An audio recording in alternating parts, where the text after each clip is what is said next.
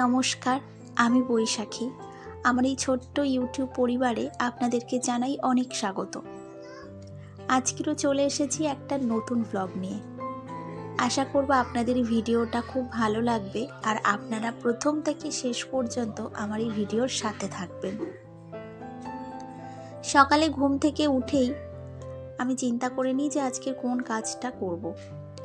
তো বিশেষ করে যেদিন ঘর পরিষ্কার করার থাকে সেদিন পুরো ঠিকঠাক করে নিতে হয় কোন কাজটার পর কোনটা করতে হবে। তো প্রথমেই চলে এসেছি, ছেলের জামা কাপড়গুলো একটু ভিজিয়ে রাখছি, তো স্নানের আগে এগুলো সব কেচে দেবো।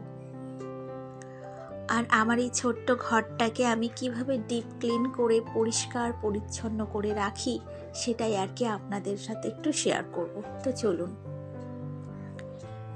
আমি আমার ঘরটাকে মোটামুটি ওই এক সপ্তাহ পর পর পুরোই ডিপ ক্লিন করি। এই যেমন লাইটের ওপর দেখি ঝুল পড়ে গেছে, তারপর ঘরেও তো ঝুল পড়ে, তো সেগুলো মাঝে মধ্যে পরিষ্কার করে নিলে এত ধুলো জন্মায় না।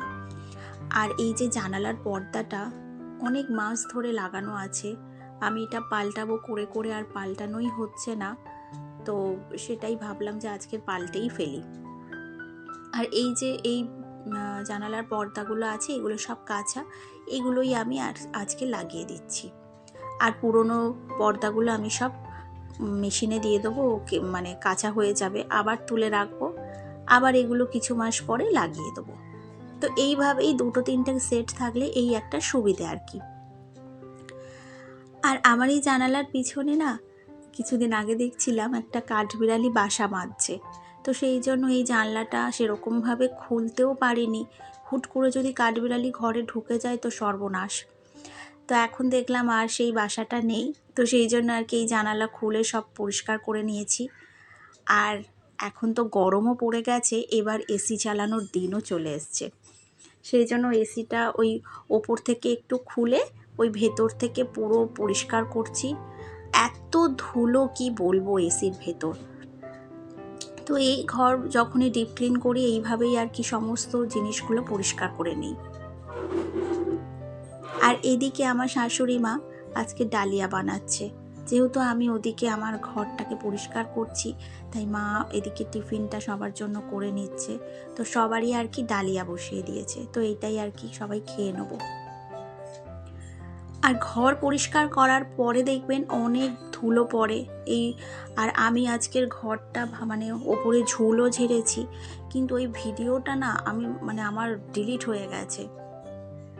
আমার ফোনে এত স্পেস কমে যাচ্ছে যে একটু কিছু মানে অনেক ভিডিও হয়ে গেলে, খুব বেশিও না, ধরুন 10টা বা 11টা ক্লিপ তুললেই আমার দেখি মেমোরি ফুল দেখায় ফোনে।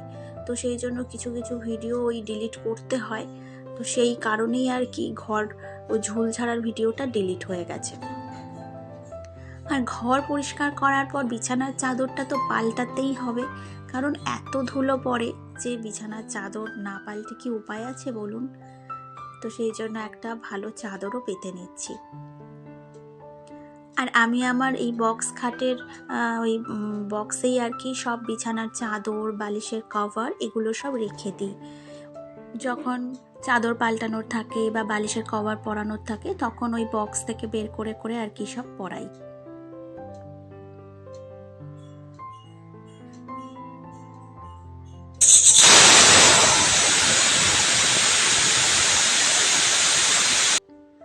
আর ওদিকে আমাদের ডালিয়া রেডি, তো সিটি বেজে গেছে, এরপরেই আমরা সব টিফিন খেয়ে নেব। আর বালিশের কভারটা যেটা বের করেছিলাম সেই বালিশের কভারটা ছোট হচ্ছে বালিশের তুলনায়, সেই জন্য আর কি এই সাদা বালিশের কভারটাই পরাতে হলো। তো ঘর গোছানোর পরে আমার এই ছোট্ট ঘরটাকে কিন্তু এরকম সুন্দর লাগছে। তা আপনাদের কেমন লাগলো সেটা কিন্তু আমাকে একটু কমেন্ট করে জানাবেন। আর এদিকে আমার ছেলেকে ওর বাবা গোঁফ পরিয়ে দিচ্ছে।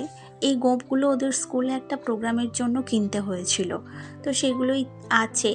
আর মাঝে মধ্যেই বায়না করে যে ওকে গোঁফ পরিয়ে দিতে হবে, আর সেটাই ওর বাবা পরিয়ে দিয়েছে। আর কি মিষ্টি হাসি দিল একটা, মানে ও খুব খুশি হয়েছে আর কি গোঁফটা পরে।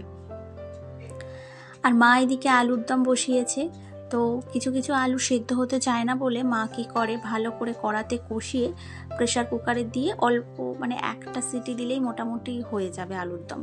তো সেই জন্যই ওই আলুর দমটা মায়ের ওদিকে করছে, আর আমি এদিকে স্নান টান করে এসেছি আর শ্যাম্পু করলাম। এত রিফ্রেশ লাগছে স্নান করার পর কি বলবো, কারণ ওই কাজ টাজ করার পরে একটু এই স্নান টান করে নিয়ে এবার আর কি আমার অন্যান্য কাজগুলো এবার শুরু হবে। তো ছাদে চলে এসেছি, যে জামা কাপড়গুলো ভিজিয়েছিলাম সেগুলো সব কেচে এখন রোদে মেলতে এসেছি। আর কি বলবো, এই 11:30টার সময় যে এত মারাত্মক রোদ, যেই রোদে মানে বেশিক্ষণ দাঁড়ানোই যাচ্ছিল না, মানে গা হাত যেন কেমন একটা জ্বালা জ্বালা করছিল। তো এখনই এরকম যদি গরম পরে যে কি গরম পড়বে সেটাই ভেবে আর কি ভয় লাগে। তবে গরমের সময় গরম পড়বে এটাই তো স্বাভাবিক, তো কি আর করা যাবে। আর এই জামা কাপড়গুলো সকালের দিকে মেলা হয়েছিল, তো সেগুলো সব শুকিয়ে গেছে, এগুলো এখন তুলে নিয়ে যাচ্ছি। আর এখন যেগুলো মেললাম সেগুলো সব বিকালবেলা এসে তুলে নিয়ে যাব। ছাদ থেকে এসে এখন ঠাকুরের পুজো করে নিচ্ছি। আর আমার মনে হয় যদি আমার শ্বশুরবাড়িতে একটু ফুল গাছ থাকতো, মানে এই জবা গাছ বা টগর গাছ, তাহলে রোজ ফুল তুলে পুজো করতাম, খুব ভালো হতো। আর আমার শ্বশুরবাড়িতে তো গাছ নেই, তাই সেই শখটাও আর পূরণ হলো না। কিন্তু আমার বাপের বাড়িতে মানে জবা গাছ টগর গাছ এগুলো আছে, তাই মা কী করে রোজ সকালে ফুল তুলে নেয় আর সিংহাসনটা খুব সুন্দরভাবে ফুল দিয়ে সাজিয়ে পুজো করে। তো খুব ভালো লাগে জানেন। তো এখানে সেই উপায় নেই, কি আর করা যাবে, সেই জন্য আর কি রোজ ফুল কিনেই পুজো করতে হয়। এখন রান্নাঘরে বসিয়েছি এঁচোড়ের তরকারি। এখন তো বাজারে খুব ভালো এঁচোড় পাওয়া যাচ্ছে, তো বাবাকে বলেছিলাম যে তুমি বাজার থেকে এঁচোড় আনবে, তো সেই জন্যই আজকের এঁচোড় নিয়ে এসছে। আর আজকের সত্যি এঁচোড়টা খুব ভালো এনেছিল, কারণ রান্না করতে করতেই না কেমন একটা গলে গলে যাচ্ছিল। অন্যান্য সময় কি হয়, এঁচোড়টা যেমন সেদ্ধ করে রান্না করতে হয়, সেটা কিন্তু এবারে করতে হয়নি। আর এই সময় কিন্তু এঁচোড় খেয়ে নিতে হবে, এরপরে কিন্তু আর এঁচোড় থাকবে না, সেটা পুরো কাঁঠাল হয়ে যাবে। যাই হোক, এঁচোড়টা আজকের এই গা মাখা করেছি। আর আমাদের অ্যাকোয়াগার্ডটা খুব প্রবলেম করছে, তো আজকে লোক আসবে ওটা দেখতে, সেই জন্যই আর কি জল কিনে এখন খেতে হচ্ছে আর রান্নার কাজেও লাগাচ্ছি। এঁচোড় রান্না কমপ্লিট, এবার বসাবো ডিমের কষা। আর সন্ধ্যাবেলায় দুজন আসবে, তো তারাই বলেছে যে ডিম কষা বানাবে, আমরা খাবো। তো সেই জন্যই আর কি ডিম কষাটাও করে নেবো। আর এদিকে আমার হাজব্যান্ডের জন্য দুপুরবেলা রুটি বানাচ্ছি, ও তো আবার দুপুরে ভাত খায় না, তো সেই জন্যই রুটিটা করে নিই। আর এখন তাড়াতাড়ি রান্না করে নিতে হয়, কারণ দুপুরবেলা রান্নাঘরের ওই জানালা থেকে এত রোদ আসে, মুখে পড়ে, তো ভীষণ কষ্ট হয়। সেই জন্য আর কি 1-1:30টার মধ্যে রান্না কমপ্লিট করে দিতে হয়। আর সন্ধ্যাবেলায় ছেলেকে এখন ড্রয়িং করাতে বসিয়েছি। তো বন্ধুরা, আজকের ভিডিওটা আমি এখানেই শেষ করছি। আপনাদের যদি ভালো লাগে তাহলে অবশ্যই আমার চ্যানেলটিকে সাবস্ক্রাইব করে আমার পাশে থাকবেন, আর ভালো লাগলে একটা লাইক আর কমেন্ট করে জানাবেন। তাহলে আজ আসি।